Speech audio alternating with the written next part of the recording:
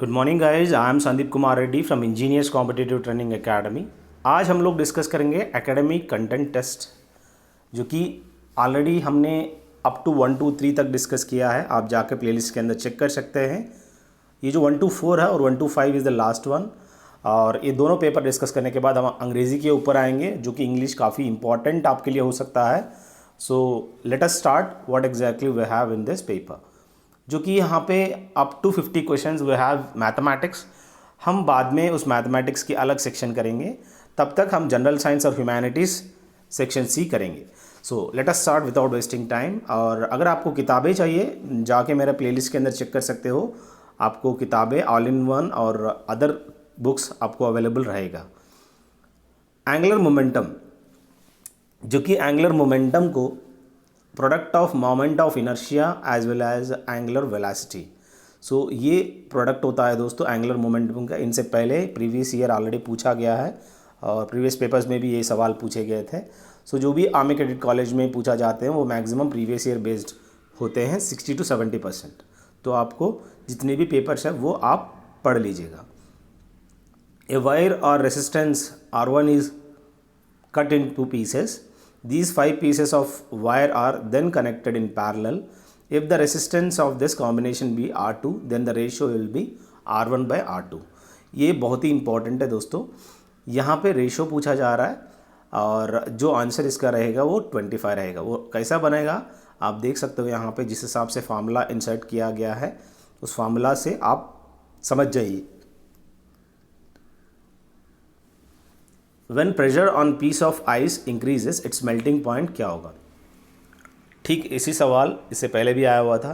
अगर कोई भी आइस के ऊपर अगर प्रेशर आप डालते हो उसका मेल्टिंग पॉइंट कम हो जाएगा, ये जिसकी वजह से वो जल्दी पिघल जाएगा। अब बात करते हैं दोस्तों, दो बिग मिरर है A and B fitted by the side by side on a wet. A man is standing at such distance from the wall that he can see the erect image of his face in both the mirrors. When the man starts walking towards the mirrors, he finds that the size of the image of the mirror A goes on increasing, but the mirror B remains the same. So यहाँ पे जो mirror B है वो remains the same है। Reason ये है कि mirror B जो है प्लेन मिरर है और यहाँ मिरर A जो है कॉन्केव है। तो यहाँ A के पास जितना ज़्यादा पास जा रहा है वहाँ पे उसका जो साइज फेज जो है वो इंक्रीज होते जा रहा है, because it's concave mirror.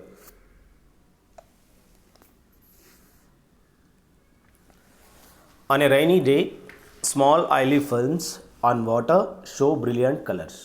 This is due to the interference. जब बारिश होता है ऑन ऑयल फिल्म्स आप देख सकते हो, ऑयल स्पिल किया हुआ है, पानी जो है ब्रिलियंट कलर्स शो करता है। वो this is due to the interference की वजह से वो एकदम शो करता है दोस्तों। बाकी आप देख सकते हो सरफेस टेंशन क्या होता है, स्कैटरिंग क्या होता है, dispersion of white light into 7 colours WGR। अब बात करें, a ray of light that strikes a plane mirror PQ at an angle of incidence of 30 is reflected from the plane mirror and then strikes a second plane mirror QR placed at right angles to the first mirror. The angle of reflection at the second mirror पूछा जा रहा है, जो कि वहाँ जो reflection रहेगा वो 60 आप देख सकते हो दोस्तों। बाकी आप देखिएगा, एक एलिमेंट है विच is not found in nature, जो कि एलिमेंट सभी जानते हैं वो नेचर में नहीं है, वो है आप देखिएगा प्लैटिनम, पोटेशियम, जिंक। आप मुझे कमेंट सेक्शन में ज़रूर बताना ये PU का मतलब क्या होता है, केमिकल फार्मूला किसका ये केमिकल फार्मूला है जो कि नेचर में आपको देखने को नहीं मिलेगा। बेकिंग सोडा की बात कर रहा है, जो कि सोडियम बाइकार्बोनेट होता है, जिसको हम NaHCO3 के नाम पे जाना जाते हैं। NaOH जो कि सोडियम कार्बोनेट होता है दोस्तों, ये आप याद रखिएगा। एक केमिकल रिएक्शन है between sulphuric acid and barium chloride solution. The white precipitates formed are of barium sulphate, जो कि यहाँ पे देख सकते हो सल्फ्यूरिक एसिड और बेरियम क्लोराइड के बीच में अगर जब केमिकल रिएक्शन हो जाता है एक वाइट सा प्रेसिपिटेशन आपको देखने को मिलेगा। वो क्या है, वो है बेरियम सल्फेट। ये दोनों एक्शन होने के बाद ये फॉर्म होता है। बाकी हाइड्रोक्लोरिक एसिड, जो कि द मोस्ट एसिडिक नेचर के कह सकते हो और स्टमक एसिड भी कह सकते हो, अब बात करें क्लोराइड की और सल्फ़र की। क्लोरीन जो कि पानी में देखने को मिलेगा, सल्फ़र जो कि वल्कनाइजेशन प्रोसेस में आपको इस्तेमाल करते हैं। When a beam of white light falls on a glass prism, एक प्रिज्म होती है ऐसे जिसके ऊपर वाइट लाइट अगर पास करते हैं तो वो डिफरेंट डिफरेंट कलर्स, जो कि 7 कलर्स होते हैं रेनबो कलर्स, वो डिस्पर्शन होता है। उसमें सबसे ज़्यादा डिविएट होने वाला जो है नीचे विजिआर, डिविएट का मतलब होता है बेंड होना, और कम बेंड होना लेस डिविएशन, जो कि रेड है, जिसकी वजह से हम लोग लाल बत्ती यूज़ करते हैं ट्रैफिक में, ताकि आराम से जितने भी व्हीकल्स आते हैं दूर से देख सकें। आई एम सॉरी बिकॉज इतना वीडियो बनाने के लिए काफ़ी मेहनत करना पड़ता है, टाइप करना पड़ता है, तब आपको इस तरह बताना पड़ता है। It is not A one days game, it is a years of effort, जो कि मुझे टाइपिंग वगैरह आता है तो हम आपको इतना अच्छा कंटेंट दे पा रहे हैं। लाइक कर लीजिए, एटलीस्ट मेरा किताबें ले लीजिए। I will be more thankful to you. The more books you take the merrier I can publish more books. Thank you दोस्त। And next, 2 electric bulbs have resistance in the ratio, जो कि 1:2 ratio का अगर resistance अगर है, they are joined in series. जो energy consumed in them जो कि रेशियो है 2:1 है, आप वाइस वर्सा देख सकते हो। The atmosphere is held to the earth by gravity.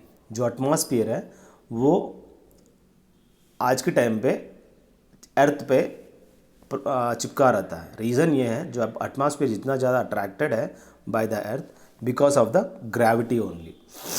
Now we have gravitational force is maximum at which of the following place. यहाँ पे जो है ग्रेविटेशनल फोर्स सबसे ज़्यादा ये है पोल्स के पास, सबसे ज़्यादा देख सकते हो। अब बात करते हैं स्टैंडर्ड स्केल टेम्परेचर जो होता है वो मेर्क्यूरी स्केल कह सकते हैं, जो कि आज के टाइम पे टेम्परेचर की जो स्केल है वो नापा जाता है मेर्क्यूरी में। अल्कोहल टेम्परेचर होता है, अल्कोहल थर्मोमीटर होता है, जो कि अल्कोहलिक थर्मोमीटर जो है बहुत ही इंपॉर्टेंट है, वो लेस टेम्परेचर को मेजर करने के लिए उसमें देख सकते हो। डेसिबल क्या है? साउंड की इकाई है दोस्तों। बाकी musical instrument, platinum resistance scale, thermocouple scale, ये अलग अलग आप देख सकते हो। You are given the following chemical reaction, जो कि कॉपर ऑक्साइड, हाइड्रोजन, और यहाँ जो रिएक्शन बन रहा है रिडॉक्स रिएक्शन है, जिसे हम डिस्प्लेसमेंट रिएक्शन के नाम पे भी जाना जाता है। जो केमिकल इक्वेशन दिया गया है इसको हम रिडॉक्स रिएक्शन कहते हैं।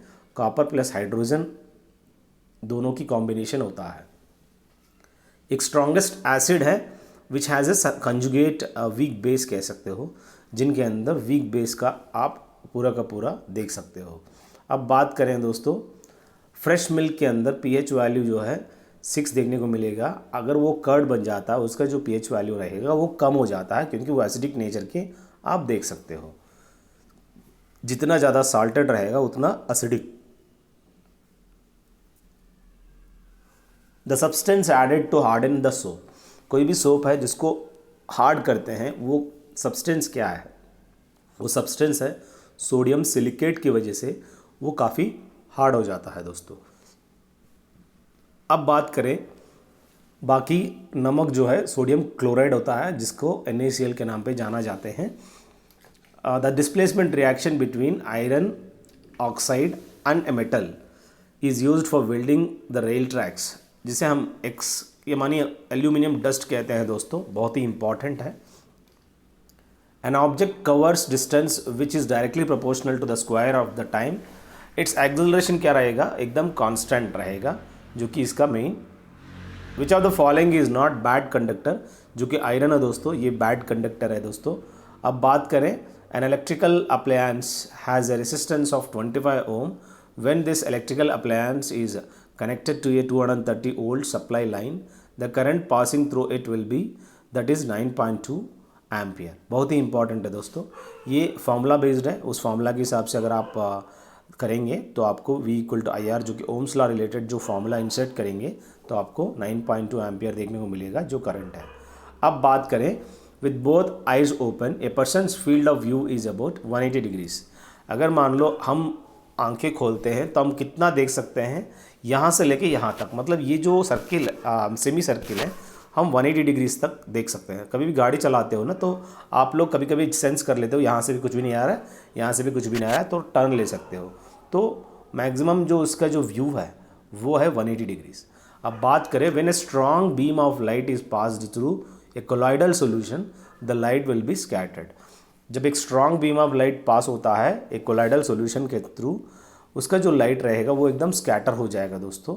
अब बात करें द कलर ऑफ हाइड्रोजन क्या रहेगा, दैट इज़ नॉर्मली हाइड्रोजन की कोई कलर नहीं है दोस्तों, काफ़ी लाइटेस्ट एलिमेंट है।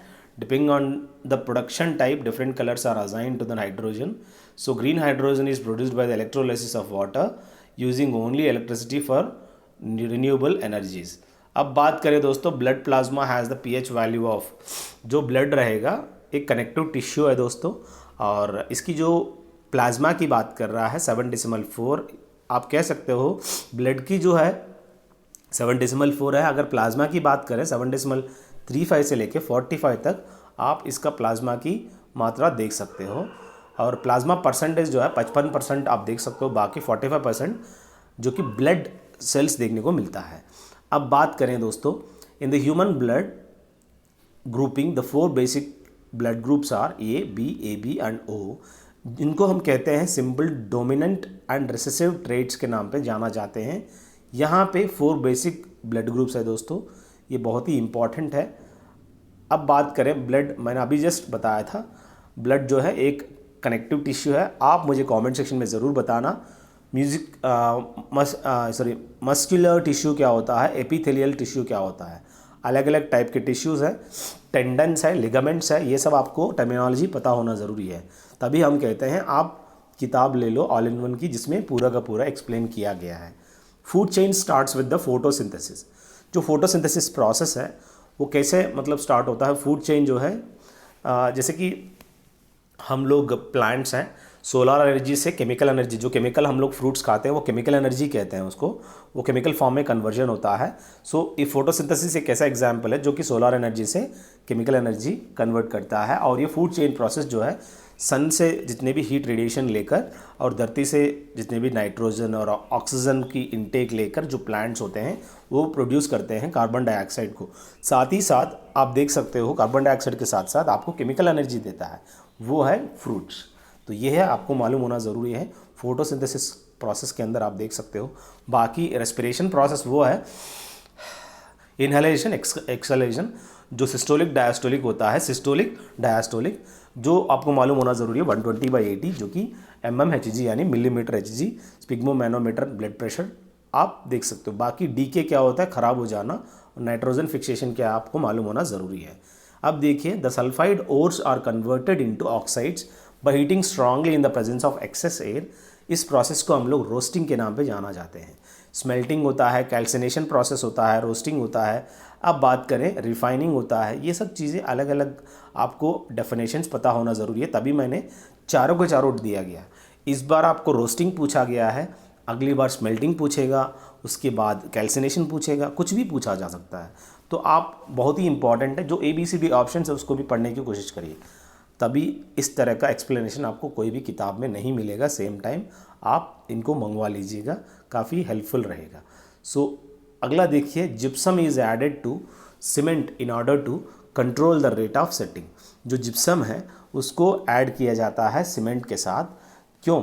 रीज़न ये है कि control the rate of setting, उस रेट ऑफ सेटिंग यानी उसको जल्दी जल्दी वो जम जाता है, उसको कंट्रोल करने के लिए जिप्सम ऐड करने से वो क्या थोड़ा सा लेट प्रोसेस चलेगा, जिसकी वजह से आप आराम से कुछ भी कर सकते हो, उसके साथ ट्रांसपोर्टेशन कर सकते हो।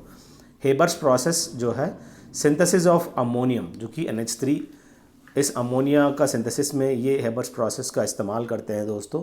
आपको मालूम होना ज़रूरी है what is Haber's process, what is Deacon's process, what is Bacon's process, हर चीज़ आपको मालूम होना ज़रूरी है। ऑक्सीडेशन नंबर ऑफ ऑक्सीजन क्या रहेगा, जो कि ओजोन की जो ऑक्सीडेशन नंबर है वो है 0। ओजोन यानी O3 होता है, अलग अलग आइसोटोपिक फॉर्म्स ऑफ आप देख सकते हो। अब बात करें a gas which is not present in normal sample of air, उसको हम क्लोरीन कहते हैं। आप सभी जानते हैं क्लोरीन सिर्फ पानी में देख सकते हो, आप हवा में नहीं है। Neon, carbon dioxide, helium. Neon आप बल्ब में, इलेक्ट्रिक बल्ब के अंदर, ये नॉन कम्बस्टिबल गैस है जो जल्दी इलेक्ट्रिक बल्ब फटे ना। कार्बन डाइऑक्साइड जो एक्सेल करते हैं वो कार्बन डाइऑक्साइड है, बाकी हीलियम सभी जानते हैं। अब बात करें number of pairs of nerves which arises from the spinal cord जो है 31 आप कह सकते हो कुल मिला के 31 पेयर्स ऑफ नर्व्स आप देख सकते हो जो कि स्पाइनल कॉर्ड के अंदर, जो कि वर्टेब्रेट होता है। नंबर ऑफ बोन्स जो होते हैं वो 33 होते हैं। 14 जो कि फेस में देख सकते हो। नाक में कितना है आपको मालूम होना ज़रूरी है। You tell me by commenting in the section. When ice is converted into water then क्या होगा, हीट जो है अब्जॉर्ब हो जाएगा। वो वाटर तभी बनता है जब वो हीट अब्जॉर्ब करता है, वो अपने आप वो सीधा मेल्ट हो जाता है। Lack of oxygen in body fluids is known as hypoxia. कुछ लोग होते हैं जो कि कार्बन मोनोऑक्साइड सबसे ज़्यादा इनहेल करने के बाद वो ऑक्सीजन की मात्रा अपने आप कम हो जाता है। वो लैक ऑफ ऑक्सीजन जब हो जाता है अपनी जो लिक्विड कंटेंट के अंदर, वो हिपोक्सिया हो जाता है, जिसकी वजह से उसको प्रॉब्लम हो सकता है।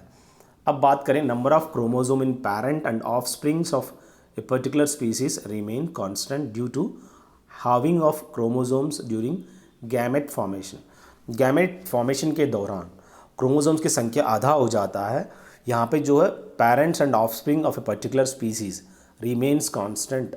इसीलिए अब बात करें which of the following gases is lighter then air. यहाँ पे जो है कार्बन डाइऑक्साइड, ऑक्सीजन और क्लोरीन, इन सभी में से जो रहेगा लाइटर अमोनिया है, जिसकी वजह से वो उसकी जो मॉलिक्यूलर वेट अगर लाइटेड है तो वो फ्लोट होता रहेगा ऊपर, क्योंकि उसके अंदर NH3 है। Hydrogen is less than the molecular weight of nitrogen. Therefore यहाँ पे जो रहेगा hydrogen gas is lighter then the air. तो ये अगर हाइड्रोजन यहाँ दिया ही नहीं तो आपको अमोनिया क्या होता है, NH3। सो ये आप देख सकते हो the property of self linkage among identical atoms to form long chain compound, जिसे हम कहते हैं कैटिनेशन। सो बहुत ही इंपॉर्टेंट है।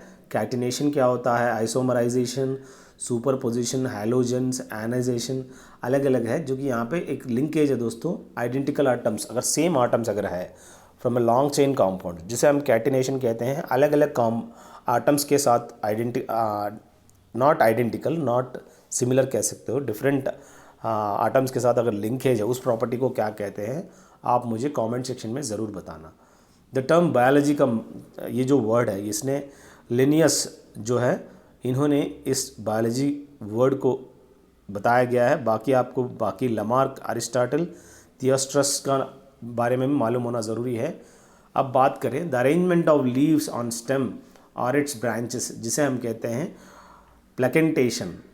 और बाकी आप देख सकते हो पैरेलल वेंटेशन क्या होता है, रेटिकुलेट वेंटेशन क्या होता है, ये सब चीज़ें आप देख लीजिएगा। ये जो arrangement of leaves on stem है और इसके जो ब्रांचेस के ऊपर है, ये इसको हम प्लेकेंटेशन के नाम पे जाना जाते हैं। अब बात करें दोस्तों द एंजाइम्स पेप्सिन और ट्रिप्सिन जो है ये secreted by respectively by stomach and pancreas.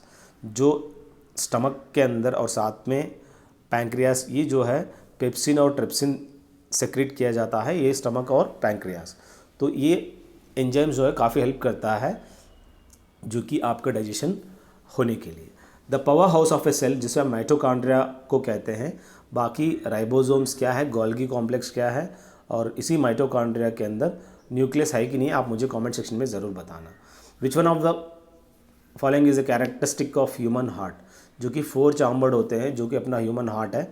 अब बात करें hormone that stimulate milk secretion जो है, प्रोलैक्टिन जो दूध देता है, और वो सब चीज़ें मिल्क सेक्रेशन के लिए आप देख सकते हो प्रोलैक्टिन होता है। और बाकी यहाँ पे एस्ट्रोजन क्या है, टेस्टोस्टेरोन क्या है, बाकी हार्मोन देख लीजिएगा।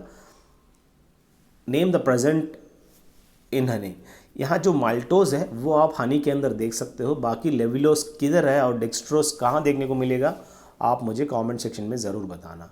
पोलियो जो वैक्सीन है, जोनास सैल्क इन्होंने पोलियो वैक्सीन की खोज किया है। बाकी मेंडल और पास्चर आप तो जानते ही हैं। Which are the following help in protecting the inner लिग्न of the stomach from the harmful effect of hydrochloric acid. Stomach के अंदर हाइड्रोक्लोरिक एसिड होता है जो कि काफ़ी एसिडिक नेचर के होते हैं, वो काफ़ी हार्मफुल हो सकता है स्टमक के लिए।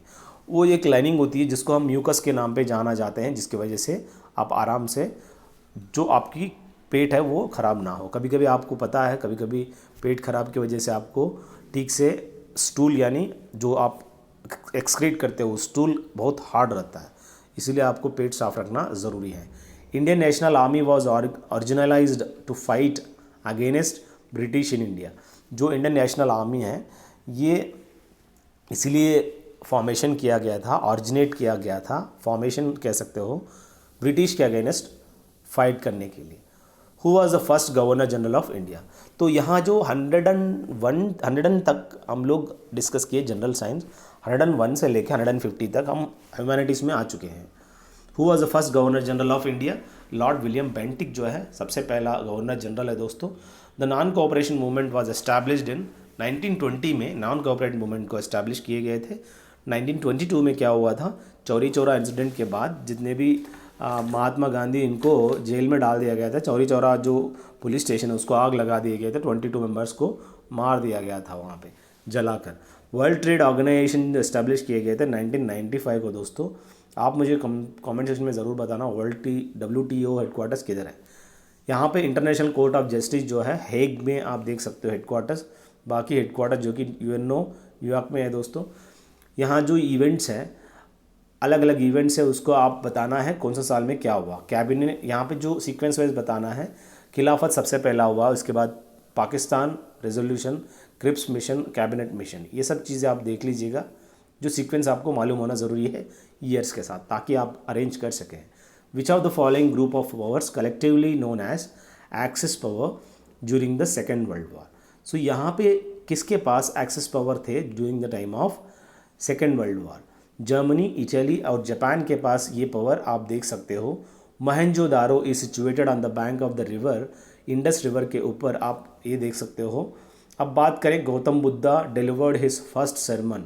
सारनाथ के पास गौतम बुद्धा जो है उन्होंने डिलीवर किया है दोस्तों। बाकी पाटलिपुत्र तो मतलब ही नहीं बनता यहाँ पे। During the Gupta period which of the following places was not a seat of learning. जो वैशाली है ये जगह it's not a seat of learning कह सकते हो। अब बात करें खालसा पंथ, ये जो खालसा पंथ है गुरु गोविंद सिंह जी ने यहाँ पे फॉर्मेशन किया है। गुरु रामदास जो कि अमृतसर सिटी का फाउंडर है दोस्तों। Guru Nanak founder of Sikhism. Arjun Dev 5th guru कह सकते हो। अब बात करें the condition for which of the following revolution was created by the print culture, जो कि फ्रेंच रेवोल्यूशन है दोस्तों।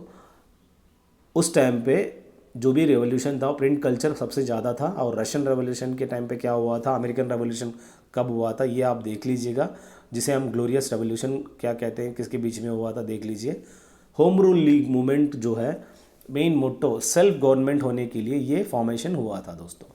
Which are the following movement was led by Martin Luther's writings and ideas. तो यहाँ पे जो है मार्टिन लूथर राइटिंग्स और आइडियाज़ को किसने यहाँ पे लीड किया था, और रिफॉर्मेशन ऑफ मूवमेंट कह सकते हो जहाँ पे इसको लीड किया गए थे। गांधी जी's call for breaking salt laws was in response to the civil disobedience movement कह सकते हैं दोस्तों। अगर बात करें which one of the following is not a source of renewable energy, जो कि फ्यूल सेल कह सकते हो दोस्तों। Coal is a non renewable source of energy, it takes thousands of years to form coal in nature. So ये चीज़ें आप देख सकते हो। बाकी हाइड्रो इलेक्ट्रिसिटी जो कि पानी से जो इलेक्ट्रिसिटी पैदा होता है वो रिन्यूएबल है, सोलर है, विंड है, ये सब रिन्यूएबल है बट नॉट फ्यूल है। Which is the coldest atmospheric layer, जो मेजोस्फीयर होता है काफ़ी कोल्ड देख सकते हो। बाकी ट्रोपोस्फीयर, स्ट्रेटोस्फीयर, आइनोस्फीयर ये सब चीज़ें आप देख सकते हो, पर यहाँ पे जो रहेगा मेसोस्फीयर ये काफ़ी कोल्ड आप देख सकते हो। I am here average temperature mesosphere यहाँ पे कोल्डेस्ट की बात कर रहा है, देख लीजिएगा आप, मुझे कमेंट सेक्शन में ज़रूर बताना इसका जो टेम्परेचर रहेगा।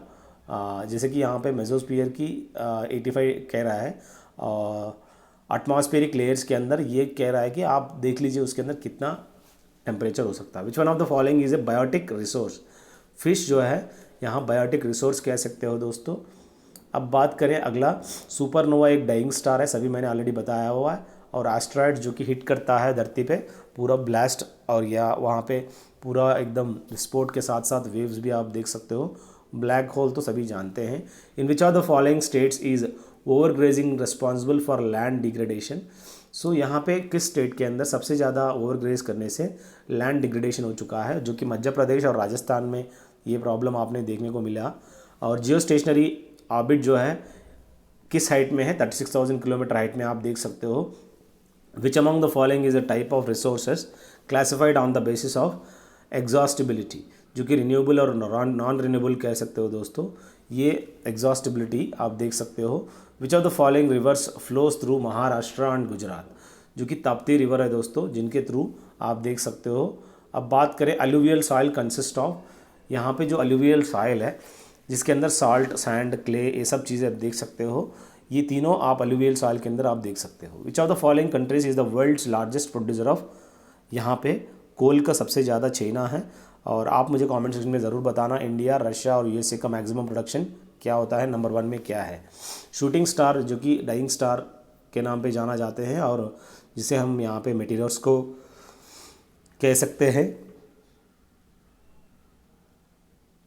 विच of the following methods doesn't help in soil conservation, यहाँ पे स्ट्रिप क्रॉपिंग है, ये जो है ये method doesn't help in soil conservation. Who is known as the father of green revolution, Norman Borlaug को हम लोग फादर ऑफ ग्रीन रेवोल्यूशन के नाम पे जाना जाते हैं। अगर इंडिया की बात करें MS स्वामीनाथन कह सकते हो दोस्तों। Exact example of residual mountain जो है आरावलीज है दोस्तों, काफ़ी ओल्डेस्ट माउंटेन है। बाकी ब्लू माउंटेन नीलगिरी है दोस्तों। क्वीन ऑफ सतपुड़ा पंचमरी को कहते हैं। Resources which are found in region but have not been utilised are called potential resources के नाम पे जाना जाते हैं, जो कि they are available in a region but not have been utilised, जिसे हम पोटेंशियल रिसोर्सेज।